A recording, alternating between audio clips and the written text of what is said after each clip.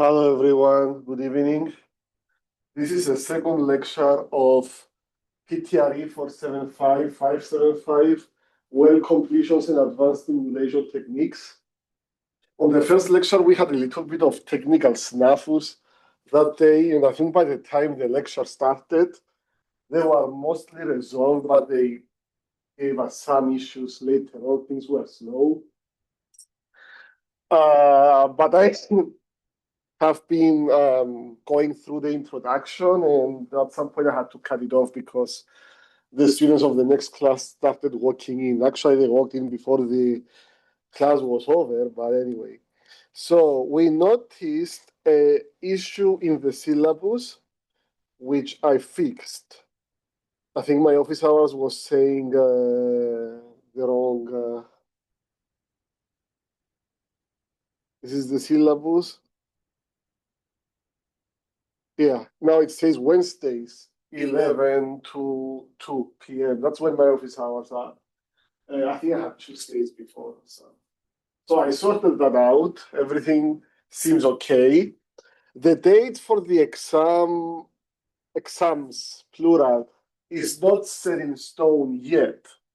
But they will soon be. I need to run it by the ladies downstairs, etc., etc. Of course, the date of the final exam and the project submission is not really on me, so that's pretty much set in stone. Okay, and then now that, well, I can come over here and show you.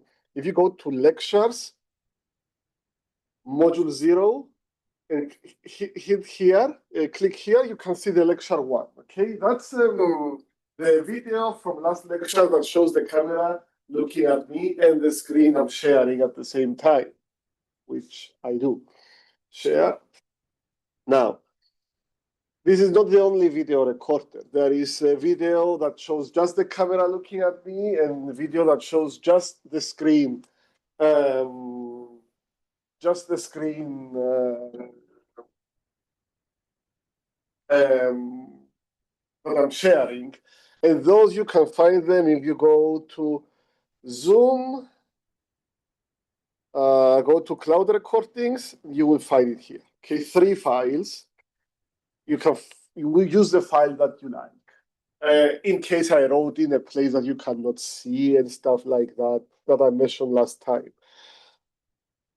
Anyway,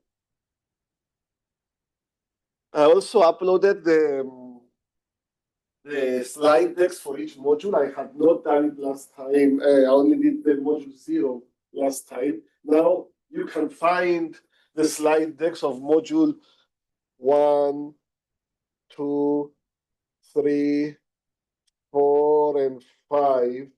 I did that last night. Now those modules are kind of not tentative, but more like it's the most updated version so far. And I have been teaching this class. This is the 5th time I'm teaching that class. So they have been developed, but they are not error-free.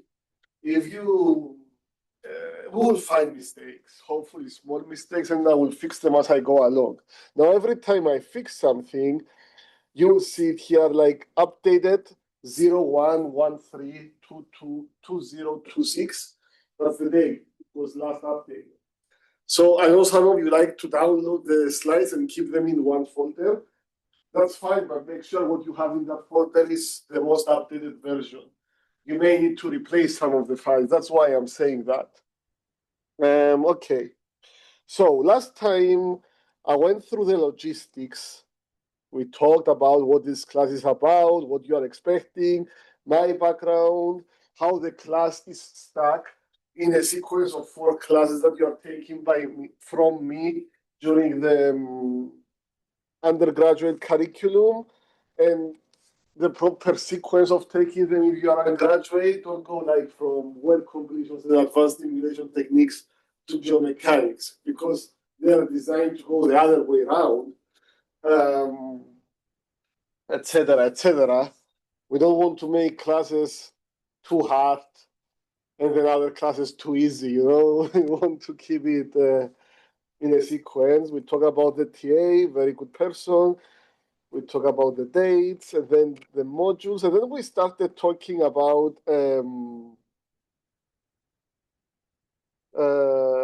petroleum engineering in general, our discipline, petroleum engineering, its history, its current status, its current trends.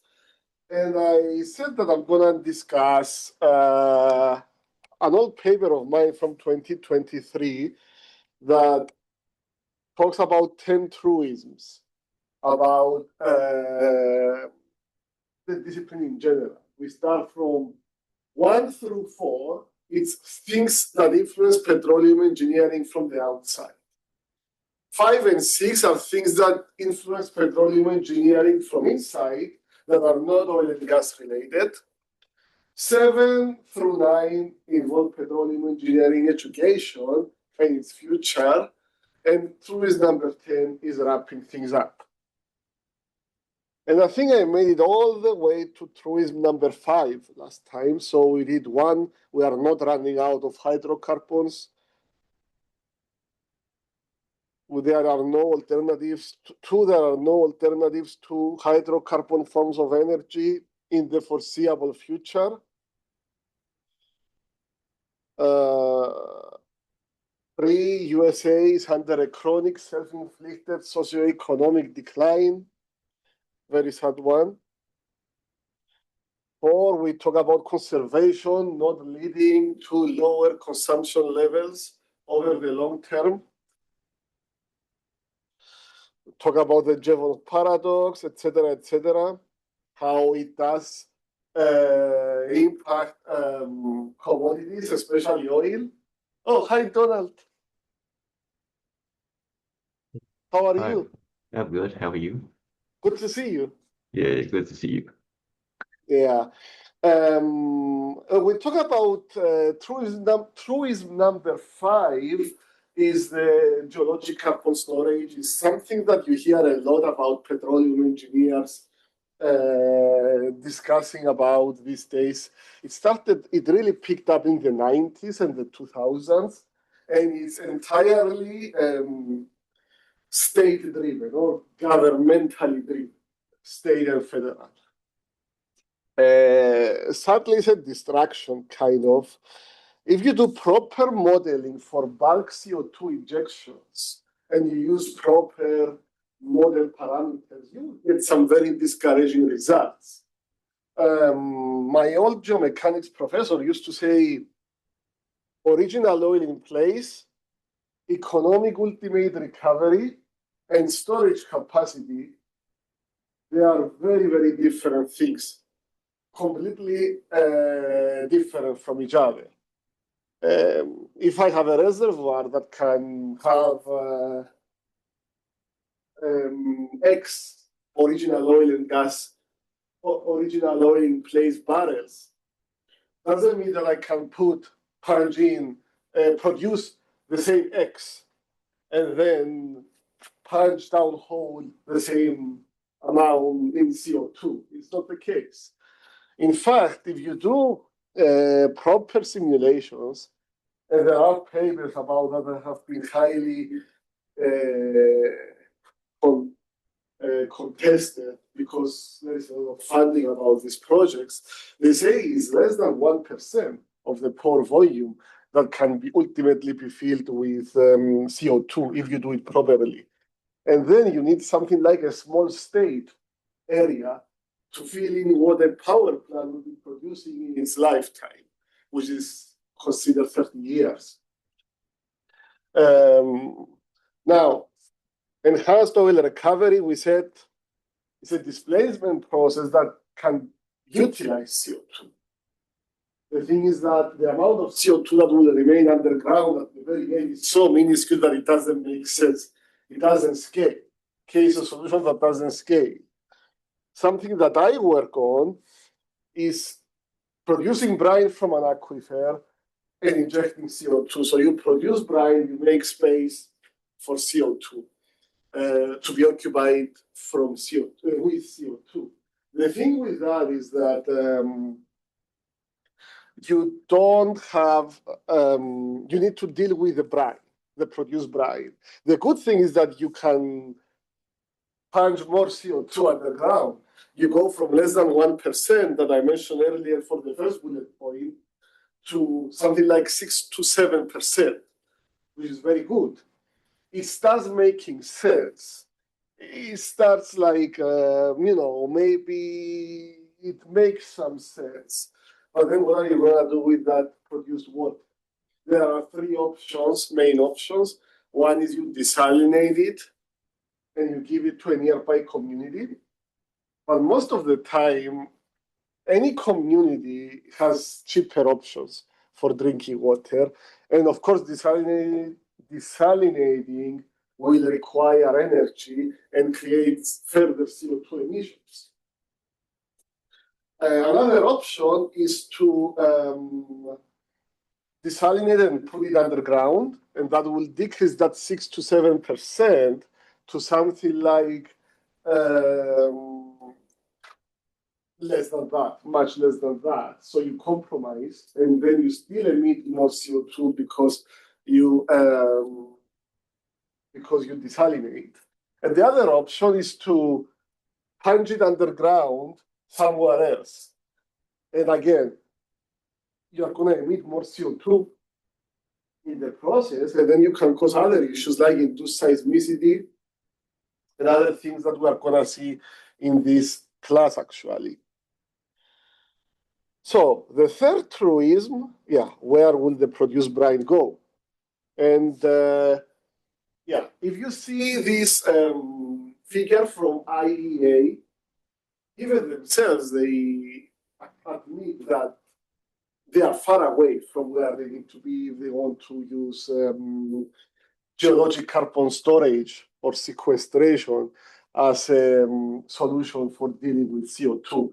This is their projection. Basically, it says, okay, if we need to be net zero by 2050, where do we need to be by 2030? And you see that they only have 21% that is either operating under design or conceptualized. So actually only 3% of that 21% is operating geologic carbon storage sites, which is very, very, very discouraging as a solution. Now, truism number 6, even at optimal conditions, geothermal power is inefficient. Now, don't get me wrong, geothermal and carbon sequestration are very different. I think carbon sequestration is a bad idea, and it's completely a made-up market. Okay, it's a carbon industry, it's a made-up market. You take away the government, and the whole market collapses. Geothermal is a noble energy source. It's a real energy source, but it's not available everywhere, and it's being hyped right now. So you have it if you have it, but you don't have it everywhere. Okay, you don't have it in North Dakota, no matter what they are saying. You have it in California, you have it in New Zealand, south parts of Greece, Turkey,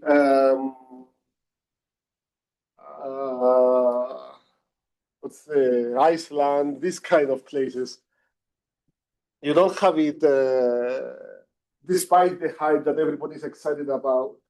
And there have been people researching geothermal for years. Stanford has a very famous group that has been doing research since 1970s on geothermal. And suddenly everybody's excited about geothermal, but I think the hype is going to die at some point. It has several similarities with the normal oil and gas. It involves drilling 2 wells. Enhanced geothermal system is this. Involves drilling 2 wells. One is a cold well, and the other one is a hot well. You have them next to each other. You inject cold water from one well, you flush it through the hot rock, it heats up, and you produce hot water or steam from the other well. And then you rotate a turbine or something, you basically harvest the electricity. That's what EGS is about, closed loop EGS. The power outputs expected from those projects are something like 10% of the coal-fired power plant, mid-70s design. The last coal-fired power plant in the US was in Louisiana, 1976. Now you can easily design a coal-fired power plant that can do 800 megawatts. It used to be 500 megawatts, the standard.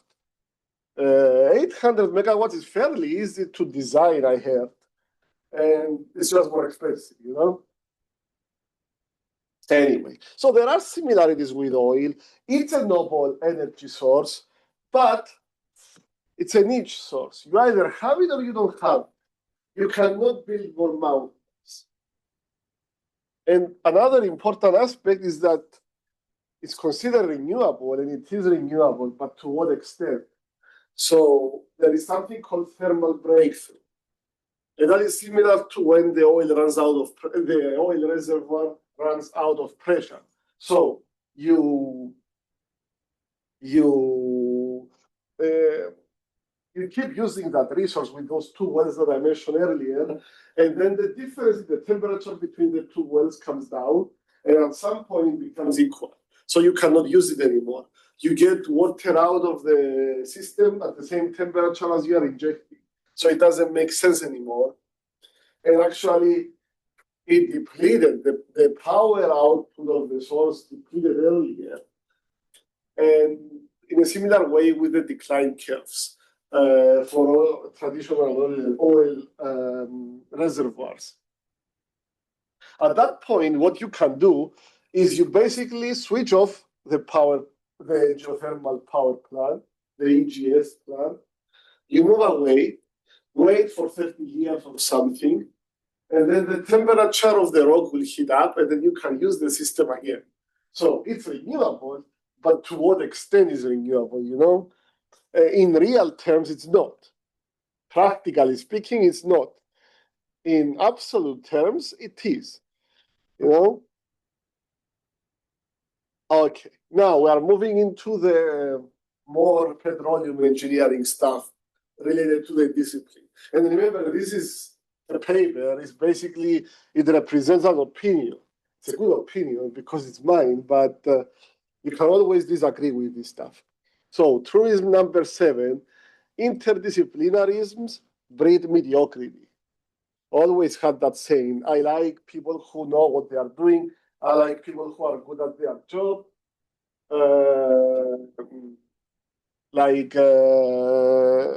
Several of you are. Donald is somebody who's good at his job. There is some people that are good at their job in our industry. There are some people who are bad at their job.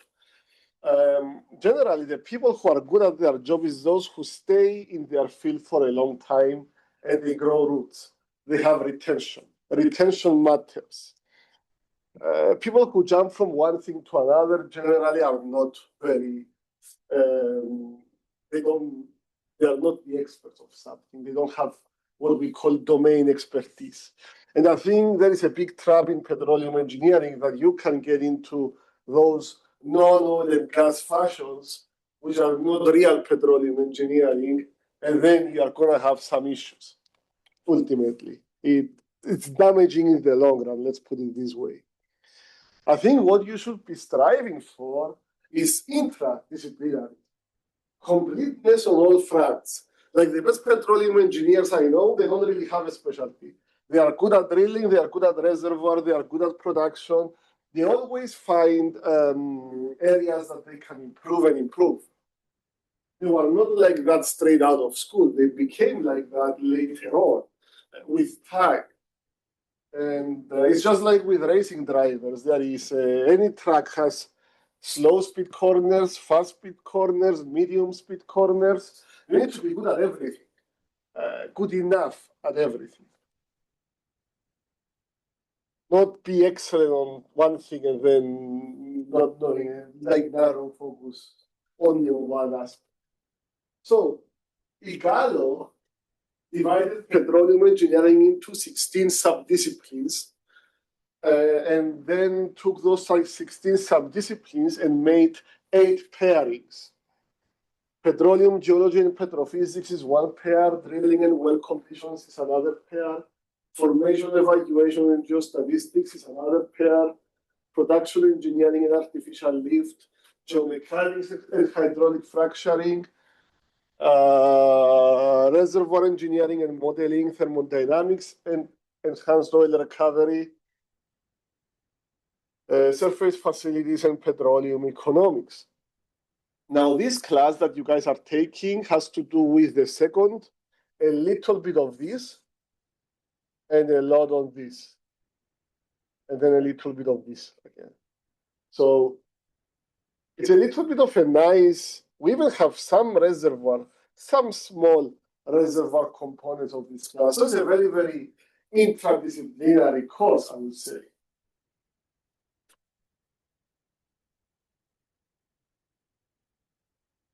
And we even do some petrophysics as well.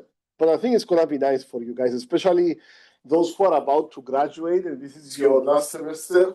I think you are at the stage where you can really appreciate the interdisciplinarism of these class themes.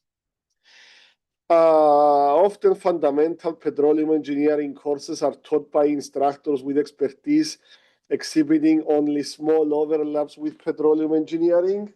That's an old problem. Many times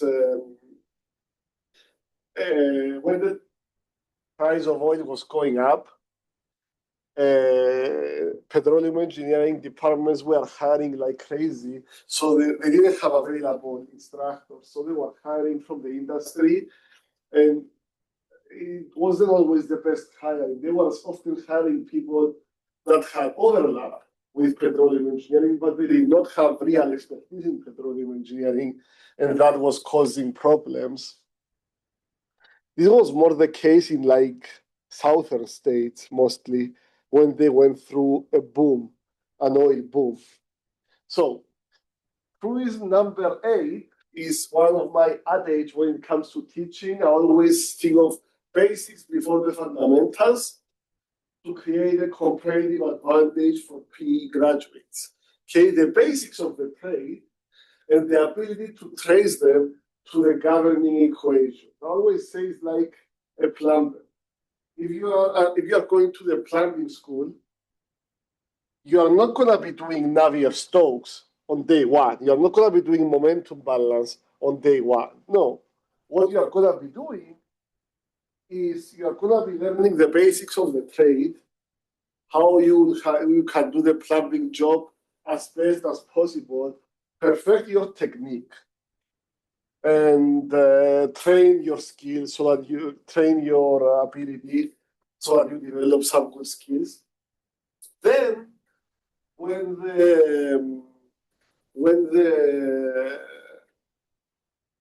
you become good at it and you are able to do the trade very well, you can dive deep into the fundamentals behind it and help the discipline evolve.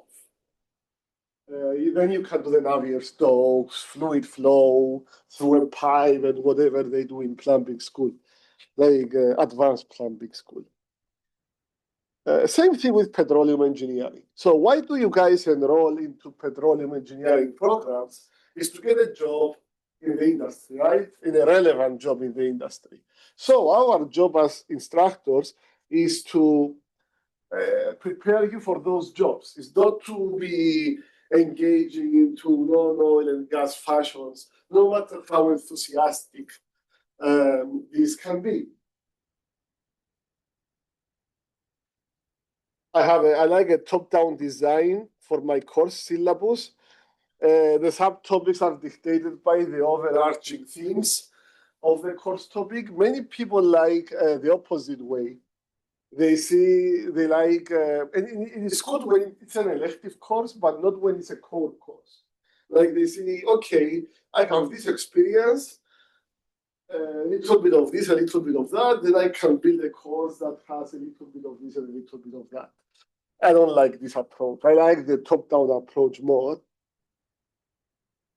And in general, a study that was made back in almost 10 years ago, it showed that the students in general like instructors who have background, both educational and experience-wise, on what they are teaching, basically. And yeah, I mean, it varies. Some schools have a lot of faculty that have that, some that do not, but it's not a determining factor of the performance from those schools, obviously. It's there is other stuff involved, funding, etc., etc. So truism number 9, it's my favorite one. It says bad faculty lead to weak academic programs, which lead to poor graduate placement and lead to low student enrollment. If you have read articles in the last well before COVID, actually for 11 years, 11, 12 years now, since 2014. Well, 2014, the price of oil dropped. Class of 2015 was pretty large. Class of 2016 was the largest overall. And since then, things have been declining. And people have been talking about, oh my God, we have this low student enrollment. What can we do about it to fix it? But this is not going to be rectified if you attack it directly. Low student enrollment is a consequence. Okay, it starts from you get low student enrollment when the students cannot find a job after they graduate. Okay, they have poor graduate placement, and this is because the academic program they went through is weak. It's weak. Why? Because there is bad faculty, and that's a general issue.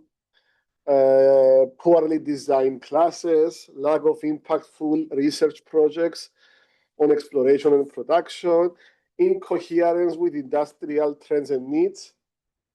Remember what I said, CO2 is an artificial industry. You remove the government, the whole industry goes down, you know? Lack of supply chain of students to exploration and production.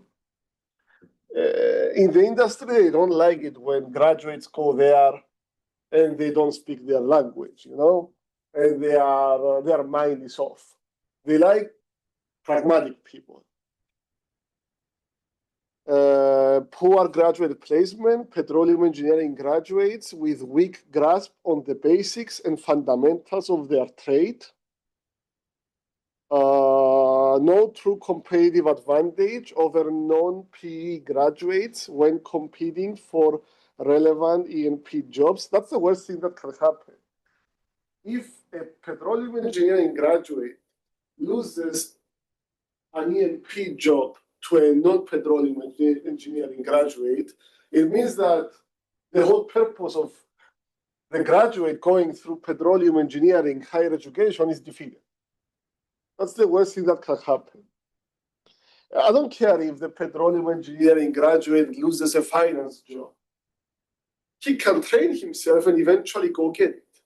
But if you lose the job that you train yourself for to somebody who did not get that training, it's alarming.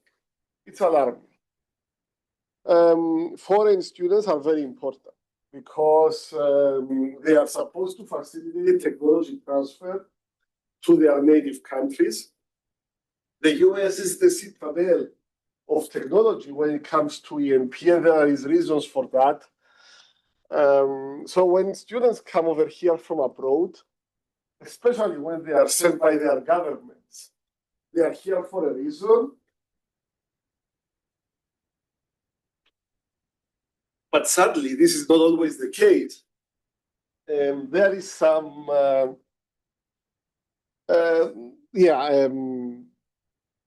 it needs to be facilitated, this technology transfer. It needs to be assisted, and it's not always the case. And the outcome is low student enrollment. When you hear from your older friends that they went through petroleum engineering and they can't find a job, you don't want to enroll into petroleum engineering. And then there is those articles that talk about the end of petroleum engineering. Oh, as we know it, it's gonna be different. We should call it different. These are stupid rhetoric. Sorry for my language. Anyway, and the last one, truism number 10, is that petroleum engineers need a strong community. On the paper, because it was for SPE, I call it petroleum engineers need a strong professional society. But here it's more generic, so it's a strong community. We need to be helping each other in the right way. We should be optimistic about the future of petroleum engineering. Expertise on relevant E&P matters is where our interests lie. We want to be trying to become good at our job, know other people's jobs, good in our job. Costless, self-serving populisms can cause irreparable damage. A lot of rhetoric passed on from people in petroleum engineering and the industry, relevant people in the industry, can be very damaging for their own self, I guess, elevation. You hear a lot of, it's called populism. Things that they really mean nothing, but people say them to achieve personal, to benefit themselves, basically. Foreign students face problems and they are vital for technology transfer in the very American oil and gas industry. Somebody said the oil and gas industry is the most American thing, even more American than the computer science business of Bill Gates, etc. And we discuss in the drilling classes why this is the case, because developments in the upstream exploration and production sector of the petroleum industry was severely encouraged due to favoring regulation. And when it comes to leasing, they allow private leases. So it's a good thing if they find oil in your lease in America. Whereas in other places, say China, if they find oil under your house, it's bad news for you.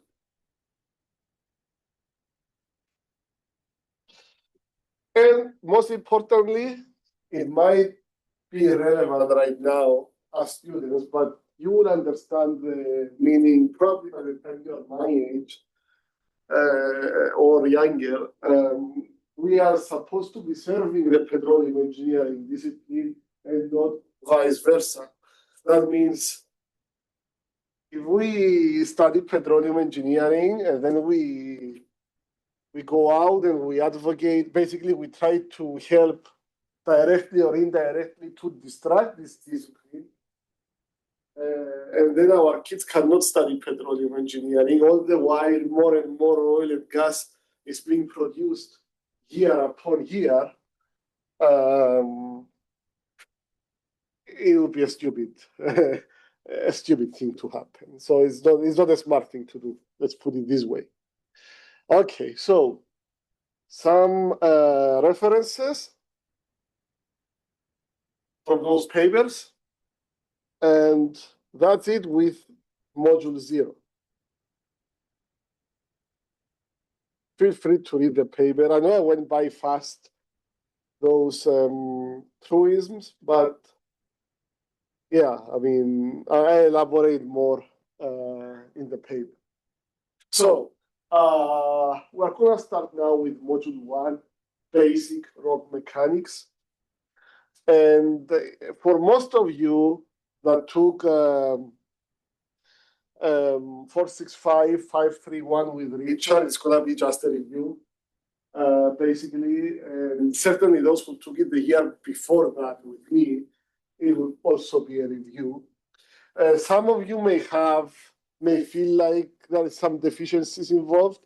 In that case, I suggest that you do what I said last time. You go to my Campus Connection website and you go to courses. When you click here, fall 2024 for 465, it's gonna direct you to a private YouTube channel, YouTube playlist with the videos of the lectures from geomechanics. So if you feel like you need more in-depth look at those topics that we're gonna go through, especially module 1, I would highly recommend that you do that. And the bad thing is that there is only one student in the audience, and there is no on-campus students. I wish, sometimes I feel like, and I know it happens, I speak too fast, and I don't get any indication to slow down because I don't see the students in front of me and understand that they are from their faces that they are confused, you know. So I tell myself, okay, slow down, repeat what you said, etc., etc. But if you feel like I didn't cover a subtopic very well, feel free to reach out to me, come to the office hours, let me know, and I will sort it out. Okay, so basic rock mechanics. Subsurface rock modeling. Anything about geomechanics, rock modeling in general. What we really want to do is to identify a set of relationships, equations, etc., to mathematically describe stress and displacement in the subsurface. Okay, this is a picture I took when I was working in the Permian Basin, East New Mexico. I took a picture of under the microscope of the cuttings, and you see the cuttings are basically shale with I see something in the comments. Are there any lecture from the previous class you recommend the most? Let's see. I will say generally, Michael, from feedback I received so far, students like module 2 over module 1 because module 2 is more applied. And module 1 has mostly to do with geomechanics, which is basically 465. The thing is that I know there was module 2 in that geomechanics class on constitutive relationships. That was a little bit of a killer module. Students hate that, and I used to hate that too when I was young. I like going over, the difficult stuff more, the stuff I don't understand, so I can basically rethink about them. Eventually, I would become friends with them. Maybe something like that. Yeah, I think for stability, you will see as we move along. Wellbore stability, which is the last module of the other class, was important. Yeah, the other class is very fundamental, I would say, and very mathematical. And I believe the way Dr. Schultz taught it is very similar. Yeah. So you see this, it's not a very clean sample. You see a lot of oil-based mud on the rock, so you cannot see the rock very well. But you do see well enough to understand that this is a shale. And you see this little white line, we call it oil. Because it's like that cookie with it has let's come on. Sorry, something is wrong with the mouse.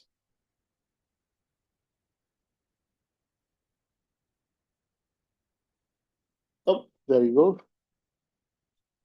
It's a calcite vein in the shale.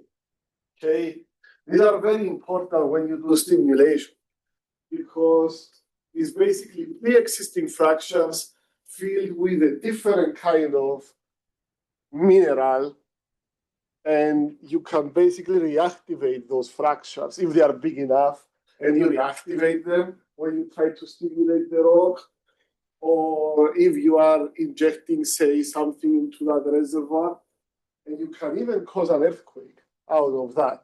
So, but you do see a lot of calcite presence in those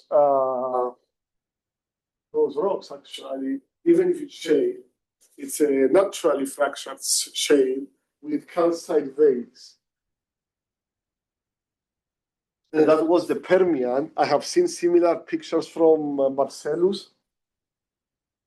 Dr. Hanjuli, if you know him, from Oklahoma State University, he used to be my classmate at University of Texas. He was several years ahead of me. I think he got his PhD the year I got my master's.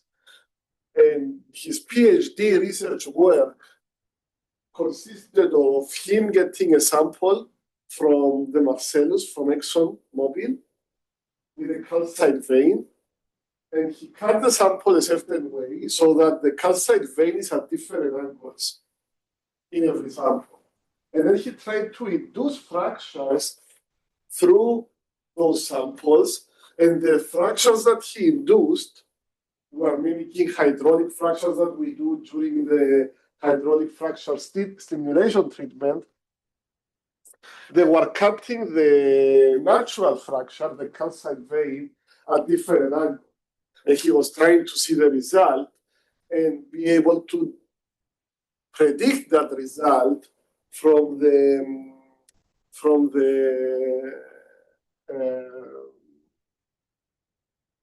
energy released from the interaction. A very, very, very good, diligent work that got published in the American Geophysics Union journal called Solid Earth. And I think it's very, very highly cited. It was a very, very good paper. I remember when it came out, it was like 2015. Anyway, so when we are basically, and that is basically the whole impetus behind geomechanics. We are looking for a model that would describe the way the rock behaves in terms of stress and displacement. So those two are related, okay? I apply stress, I get something called deformation. Okay, I deform the rock by applying a certain stress to it. That deformation is quantified by what we call displacement. And more accurately, is quantified by something called strain, which is a dimensionless measure of displacement. Okay, and the most simple model for that is something that you already know, not even from geomechanics. You know it from high school physics. And you don't know it as linear elasticity, but it is, you know about, well, you know how it works, you don't know how it's called or what it is yet. It's basically Hooke's law in 3 dimensions, okay? So when you are young in high school physics, you are told that I have this rock, I apply, it has this length, I pull it down a little bit, I get this extension, delta, and then I pull it a little bit further, the delta increases, etc., etc. Okay, the delta is proportional to the force I apply, right? So, oops, what did I do? The force I apply is proportional to the delta I induce. Same thing. In the rocks, we make the assumption that for small deformations, the displacement I get, or the deformation I get, deformation is like a non-quantitative measure of the what you are inducing displacement. It's proportional to the amount of stress I apply. Same thing here. And this model for linear elasticity is not just for rocks. It's for a lot of stuff. A metal is more linearly elastic than rocks. It's just different parameters, like the constant of proportionality, the stiffness of the metal is going to be higher than that of rock, right? But it still behaves linearly elastic. When you hear linear elasticity, always think of Hooke's law, something very simple, very linear, very linear. Now, as engineers, we like this model because it's easy. It's very easy. But it's not always true for the rock, okay? The rock has some unique differences, and it affects the linear elasticity quite a bit. So we will make some modifications to that model to make it match the way the rock behaves. That's all I'm trying to do, basically, in geomechanics. So now, we said it's a mathematical model, linear elasticity. I told you qualitatively how that works. But how do I quantify that? And the answer is there are 6 unknowns, 6 parameters that you can quantify for me. If you tell me what these 6 parameters are, I can tell you how the rock will behave, assuming that the rock is or the material is behaving as a linearly elastic material. So it's a simplified assumption. So you tell me those 6 moduli, and then I can tell you how the rock will be, how the material will behave. Boys, if there is any question, feel free to cut me off as we go along. So this is how linear elasticity works. Those are the 6 moduli. Let's talk about them. The first one is K, something called bulk modulus, which is the inverse of compressibility. Okay, and we discussed in geomechanics, I think you derived an expression for it. What is the inverse of compressibility? It has to do with the volume change by application of a 3D stress. The second one is Young's modulus. Young's modulus is just the stiffness of the material, okay? The elongation delta that I did earlier will be bigger for a given F, right? If the material has low stiffness. If I want to squeeze a chunk of steel, it won't shrink as much as if I squeeze a chunk of polystyrene or something, assuming that they both behave the same way, linearly elastic, right? Then there is another one that is Lame's first parameter, denoted by lambda. It's a little bit more advanced, more complicated what it means physically. It has to do with the sonic velocities through the material. Then there is something called the shear modulus, which is similar to the bulk modulus, or similar to the Young modulus, but Young modulus is for axial linear elongations and shortening in the same direction that the stress is applied. Shear modulus has to do a little bit of a twisting deformations. And that's the fourth modulus. The fifth one is the Poisson's ratio,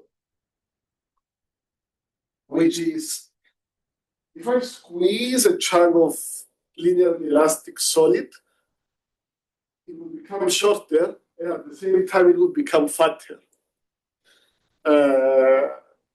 If I try to elongate it, it will become longer and thinner. This Poisson's ratio relates how thinner it becomes to how tall it becomes, and to how fatter it becomes to how shorter it can become. And this is a number that is dimensionless. It cannot exceed 0.5. If you exceed 0.5, you are violating the laws of thermodynamics or the laws of physics, but you can go below 0. Okay, you can have material that you elongate and it actually becomes fatter. Or you shrink and it can actually become smaller. It's called foam. Foam. Or the cork of a wine bottle, when soaked, it becomes taller and fatter. And the last one is Lame's second parameter. Again, it has to do with sonic velocities. Now, we have gone through those in geomechanics, I assume. And, but in general, the idea is that if you give me those 6 values, I can tell you how does the material behave. I can predict how the material behaves. But there is some good news. Because you know those parameters, some of them can be measured easily in the lab, like E. E, you can measure it even in your bedroom or something, you know? You take a material, you measure how tall it is, you put a measured weight on top of it, measure how much shorter it got, and then you have the Young's modulus. That's all you need. Easy. Poisson's ratio can also be measured in the lab. It's a little bit harder. You need a vessel with displaced water. Bulk modulus can be measured moderately, etc., etc. But some of them are very difficult to measure. Okay, some of them are very difficult to measure. So now I'm asking you to give me 6 parameters. You may not be able to give me 6. But it doesn't matter. I can still use linear elasticity. You know why? Because I actually only need 2 to get the other 4. The linear elasticity model is so simple, so well interconnected, so linear, that if you give me 2, I can calculate the other 4, and then I have everything. And how do I calculate the other 4? From this table, which is from Wikipedia, I believe. So basically, I don't know if you did that. When I was teaching geomechanics, I had a homework where you guys had to make a table, a spreadsheet, where you input 2 and it gives you the other 4. And I was always telling the students in the class, save it.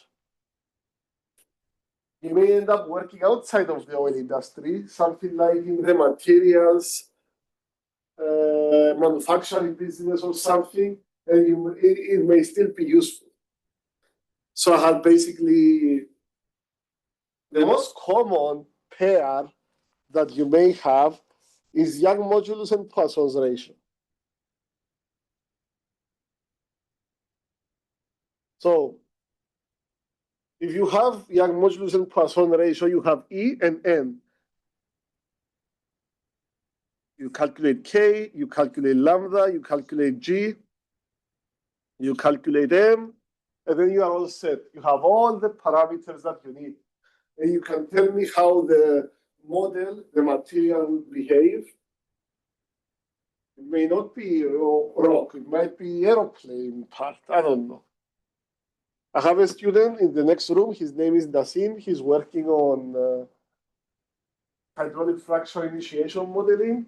Guess what? He's considering, in his simulations, he's considering the rock to behave linearly elastic, as a linearly elastic solid. He just needs to input to the simulator 2 parameters, and that's it. He puts Young modulus, I think, and shear modulus or something like that. So only 2 parameters, that's all you need.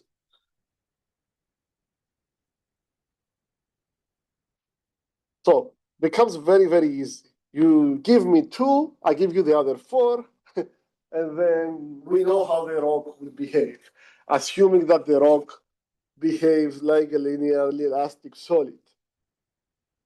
There are some deal breakers into the system. The rock may have some components that make its behavior deviate from linear elasticity. And sometimes it's okay. Sometimes we can modify our model to accommodate for those. Sometimes we can't do much about it. Okay? For instance, clays. Clays make the rock behave very, very squishy, less solid-like. Okay, you can take care of it mathematically by some way, but not entirely. Okay. One thing that can be taken care of is anisotropy. That is, if a parameter changes with direction. So if I'm looking at one direction, I see one value. I'm looking at another direction, this way I see other value. And another direction, another value, etc., etc. Or we have what we call heterogeneity. I go from one region to another, and I see different properties. The rocks are complicated like that. So you see a lot of that in the rock. And I believe in geomechanics, you probably saw ways to accommodate for 2 types of anisotropies: vertical transverse isotropy and orthohedral, orthorhombic. It becomes a little bit more complex. 2 values are not enough in that case. You need 5 or 9 values in total for that. But the rocks are complicated, okay? Now, a nice question, and I hope I'm not moving very fast. We have 15 more minutes. Okay, good. A good question that I guess is a subsequent, it's expected after talking about this stuff, is somebody can come and ask, raise their hand and say, for instance, okay, to what extent does a rock behave as a linearly elastic solid? And the answer would be something like, oh, it varies. There are conditions where it can, and there is conditions where it cannot. There is conditions where we can actually incorporate that into our model, and there are conditions where we cannot do anything. I'm really sorry about that. Remember the old saying by George Box? It used to be very, very... You used to hear it a lot back in my day when I was a student. You don't hear it anymore. Every model is wrong. Some of them are useful. And the people used to say it again, like during the big data time, 2016 or something, everybody started getting crazy with the data. And everybody was saying every model is wrong. some of them are useful. And then I had a classmate who, I think in a lecture, he jumped up and he said, I like the 7-foot tall models from Victoria's Secret. But anyway, the idea behind the saying of George Box is that like the models are simplified versions to display mathematically how the world behaves, or how physics behave, how nature behaves. And nature is always more complicated than the models are. So you have a model that works under some conditions, and then it doesn't work under other conditions. You need to switch it with a different model. And that's the case. What we are trying to do here is just we need to be realistic enough to understand that there are situations where we can throw a lot of math in the model and it won't be enough.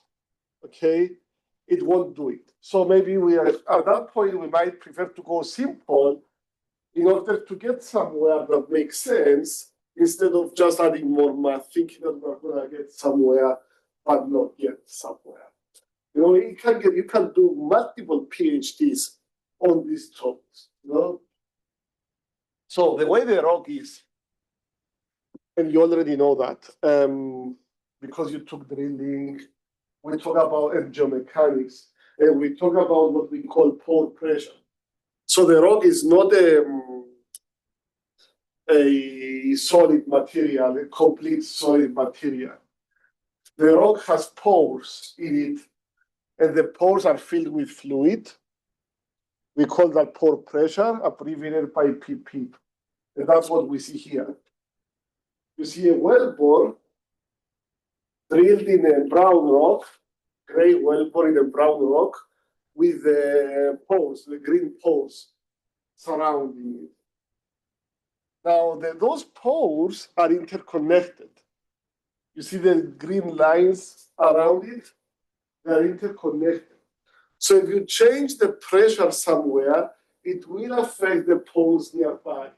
And the pores will start affecting the other pores nearby, etc., etc. As you change the pressure between in any way you do it, you change the pressure between in the pores of the rock, you will affect the size of the pores as well. Okay, the higher the PP, the bigger the pore will get. Okay, and you want to capture that too. It's not easy. So, two deviations from linear elasticity here. You have pore pressure, and the pores are changing size. We call that poroelastic deformation, which is a very, very complicated topic. Very, very complicated topic. Why? Many reasons. One important reason is that it has to do with time, okay? Poroelastic effects are dynamic. They change with time. So, very difficult to incorporate that into equations. Very, very difficult. Even computational models, they are difficult to incorporate that. Any questions before I switch gears into because I'm gonna switch a little bit of a subtopic. Okay. Okay, we're gonna get into poroelasticity. What you saw in geomechanics is a very simple version of that called linear poroelasticity.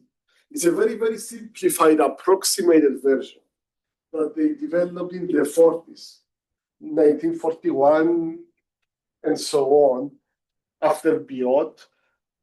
It can get very complicated. It can get very, very, very complicated. The same student I was mentioning earlier, Nassim, he developed a model, TPHM, thermoporohydromechanical, for hydraulic fracture initiation from perforated wells. And the poro part of the model has to do about very, very complicated.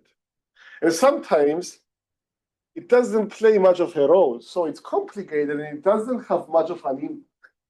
So it makes sense to just remove it, you know? You need to have this kind of thinking sometimes. Meaning you want to get close to the truth. So the Earth subsurface, it has some stresses acting on it, right? If this is an element of the Earth's subsurface, and I take it and I put it 10,000 feet under the ground, I will have some stresses acting on it. I will have 10,000 feet of rock above me.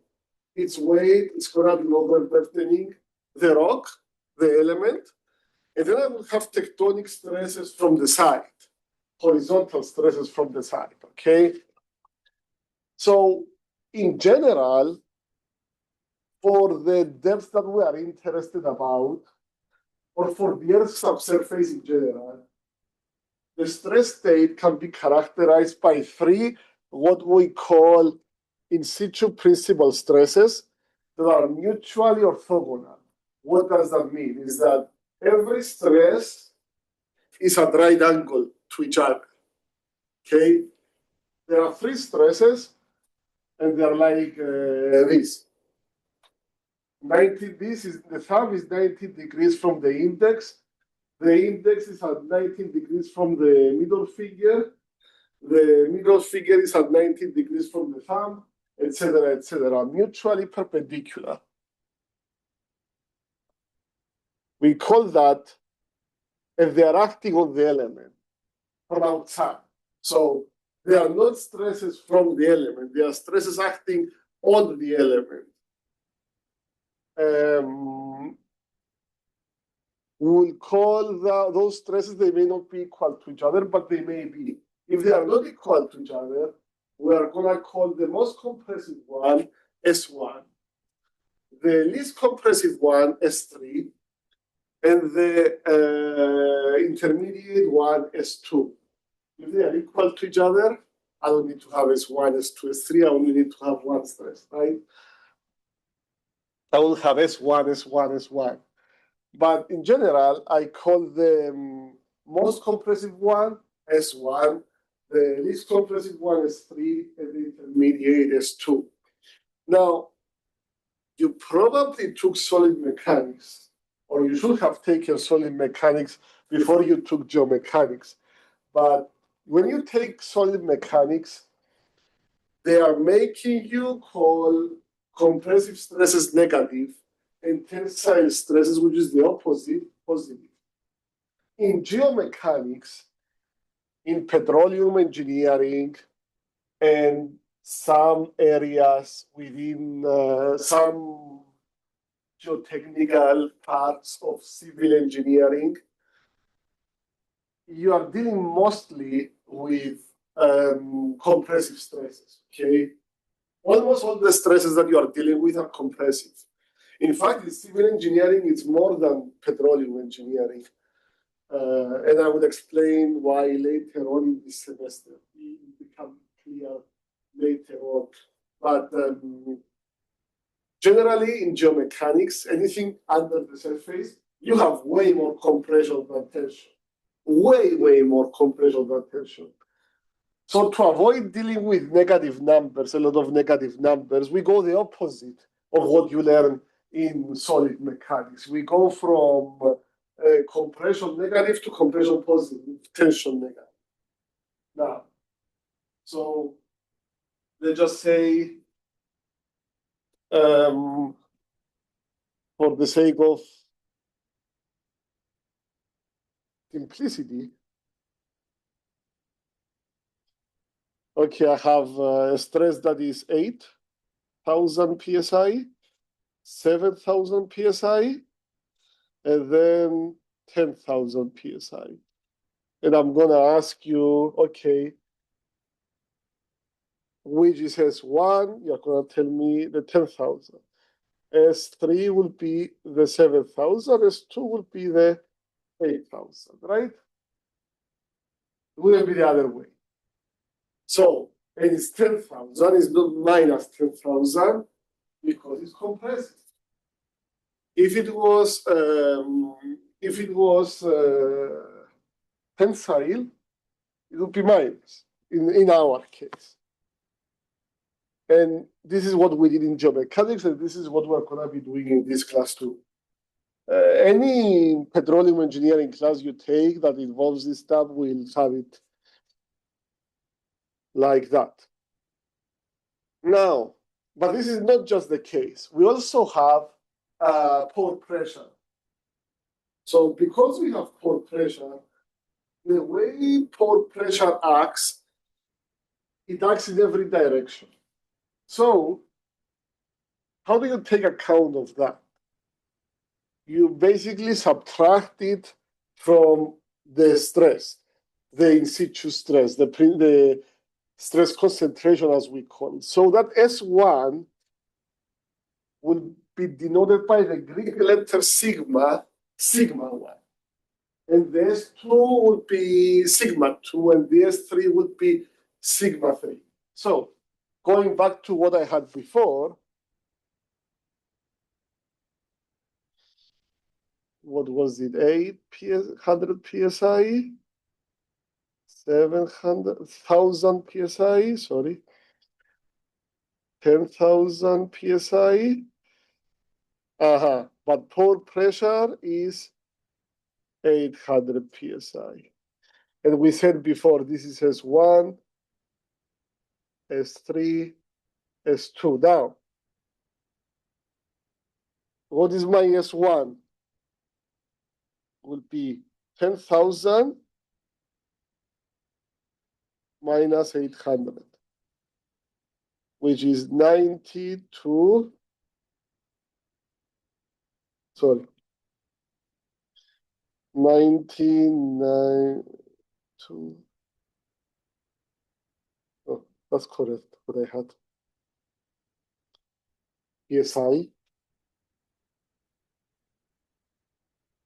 What is my sigma 2? My sigma 2 is 8,000 minus 800 is 7, 2, 0, oops.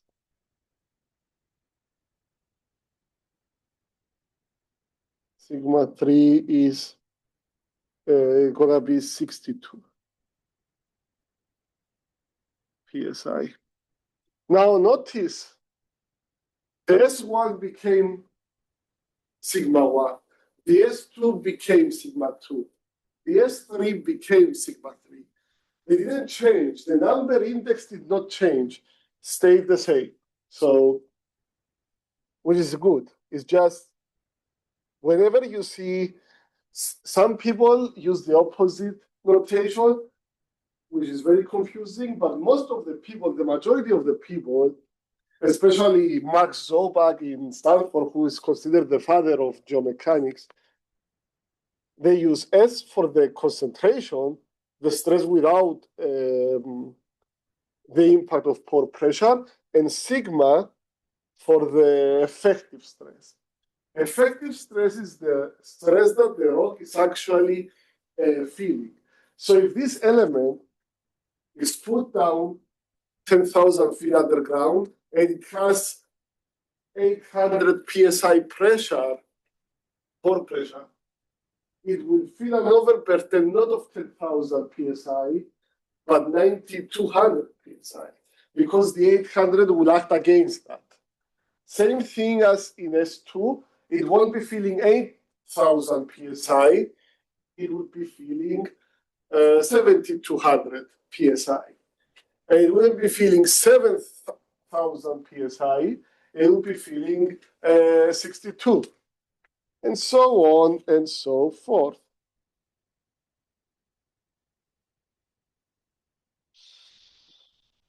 Yeah, so the ranking stays the same.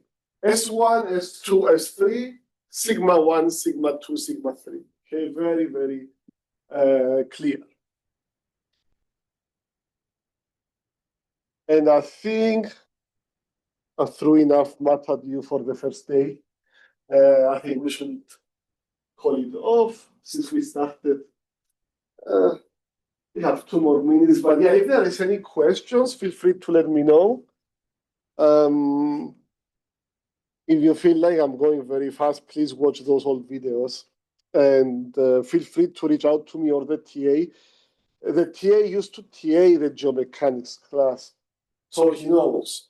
It wouldn't be something foreign to him, and his research is very similar. So if you guys have any questions, we are here for you.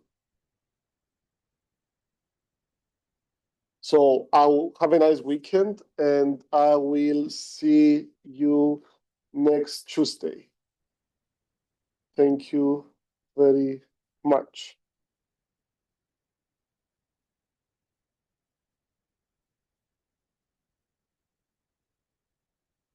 Let me stop sharing.